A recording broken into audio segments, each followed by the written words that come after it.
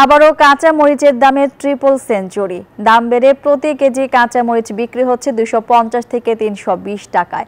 চাল ও সবজির দাম বাড়তি। বিক্রেতারা বলছেন টানা 3 দিন বৃষ্টি হওয়ায় দাম ঊর্ধ্বমুখী। এছাড়া বেড়েছে ব্রয়লার ও সোনালী মুরগির দাম। নিত্য পণ্যের দাম নিয়ন্ত্রণে সরকারকে বাজার তদারকি বাড়ানোর তাগিদ কৃষি বিশেষজ্ঞদের।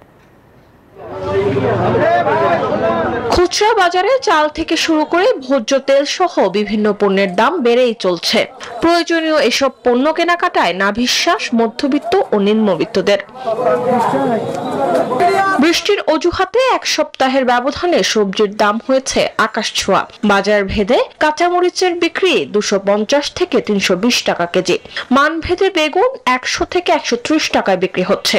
এছাড়া ঢেঁড়স, চিচিঙ্গা, করলা বিক্রি হচ্ছে 60 থেকে 80 টাকা কেজিতে। বন্যার জন্য 3-4 দিন বৃষ্টি হয়েছে, সেই জন্য আর কি বেগুনের দাম, কাঁচামরিচের দাম, সবজির দাম কিছুটা বাড়ছে। বাজারে মাল কম, এই জন্যই দামটা বাড়ছে।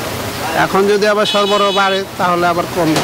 বাজারে নিত্য প্রয়োজনীয় পণ্য কিনতে এসে অস্বস্তিতে পড়েছেন সাধারণ মানুষ। ক্রেতারা বলছেন বাজার সিন্ডিকেট না ভাঙলে সাধারণ মানুষ খুচরা বাজারে এভাবেই ব্যবসায়ীদের কাছে জিম্মি হয়ে থাকবে। এইটা হচ্ছে সম্পূর্ণ সিন্ডিকেটের উপরে।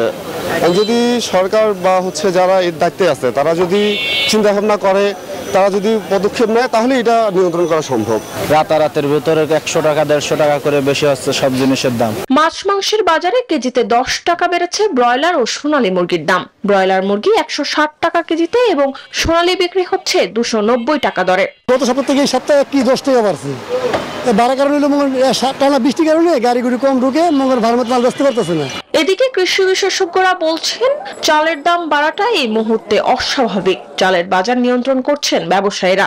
এছাড়া সবজির দাম বাড়ানোতে মধ্যস্বত্বভোগীদের হাত রয়েছে বলেও অভিযোগ তাদের। মধ্যস্বত্বভোগী যারা আছে তারা বেশ কাজ করছে এবং আমাদের ভোক্তা পর্যায়ে নিয়ে আসতে একটা বড় অঙ্ক তারা বাড়িয়ে দিচ্ছে। নিত্যপণ্যের দাম নিয়ন্ত্রণে সরকারকে বাজার তদারকি বাড়ানোর তাগিদ দেন তারা।